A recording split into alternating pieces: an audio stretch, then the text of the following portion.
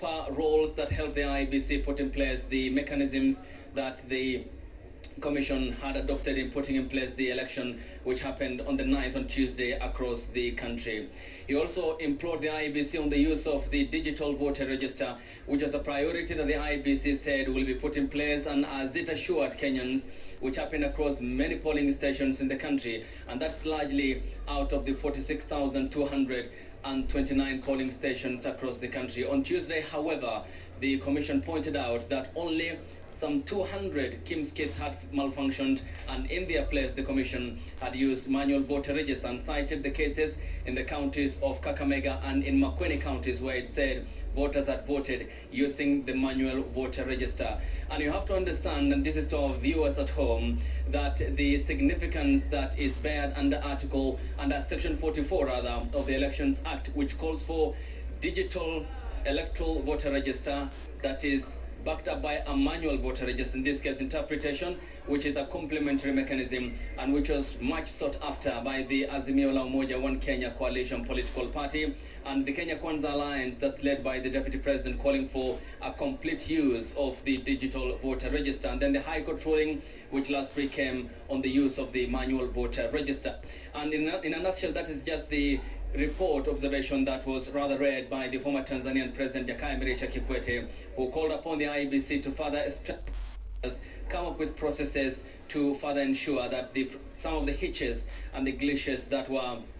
witnessed across the country will be addressed in the subsequent electoral process coming. Of course, this is a cycle that is constitutional, that comes after every 5 years, a tenure of all those who hold elective offices that expires on the 8th of August after every 5 years, and Kenyans given the opportunity to vote for the leadership that they want and the sovereignty they delegate to the crop of leadership who exercise that power over them, since we are constitutional democracy. And going forward, you're waiting for further reports from other observers, including the European Union and the whole host of others who are here to observe the electoral process. And so far, the President of Tanzania, that is former Jakaya Mrisho Kikwete, had given a thumbs up to the IEBC. Now here at the Bomas of Kenya this morning, it's an activity-less national tallying center where the IEBC in a short while will be addressing, and Wafula Chebukati will be taking to the lectern as the country holds its breath as to what next, what happens. So this is what's happening here so far.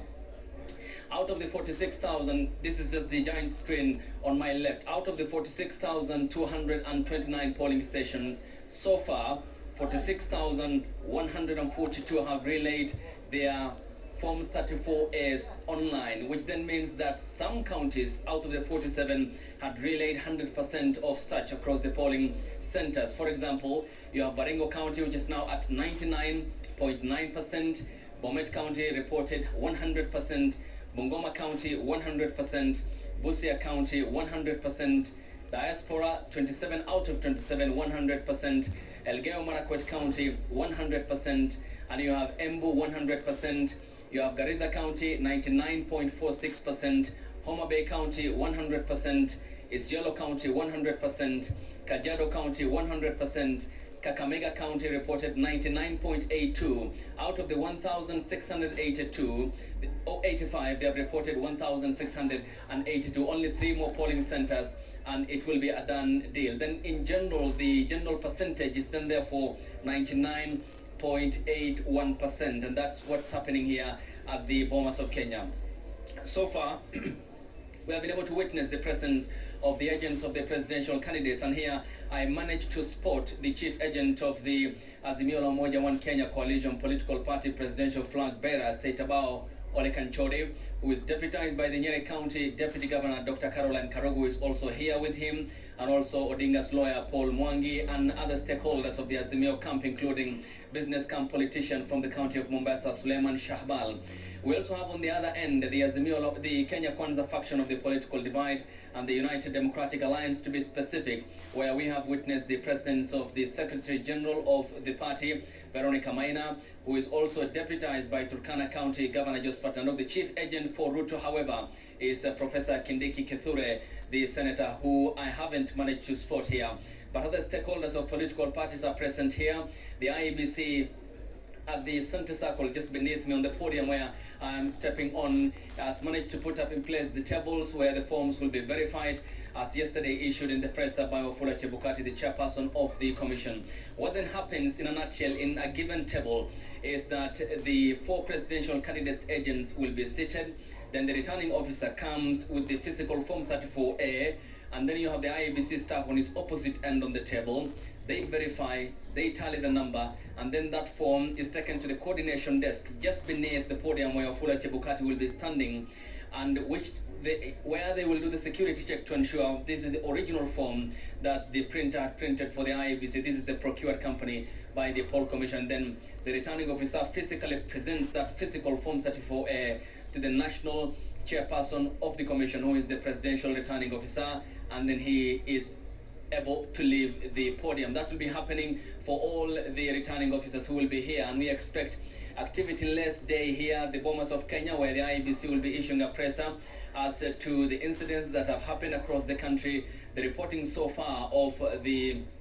transmissions done by returning officers across constituencies in the country, and afterwards we'll be able to unpack the statement by the IEBC for our viewers, as all eyes are now set here on the Bomas of Kenya, because this will be the nerve center where the next president of the Republic of Kenya will be announced. This is a commission, the IEBC, which is treading very, very careful, and it is in relation to the order by the Supreme Court, which determined and ruled that the commission had committed illegalities and irregularities, and that the electoral process isn't an event, it is a process, and therefore sealing all the loopholes that the IEBC said it has embarked on ever since the ruling that was issued by the Supreme Court bench, which was led by the Chief Justice, former Emeritus David Kinani Maraga, who nullified President Uhuru Kenyatta's re-election on the 1st of September 2017.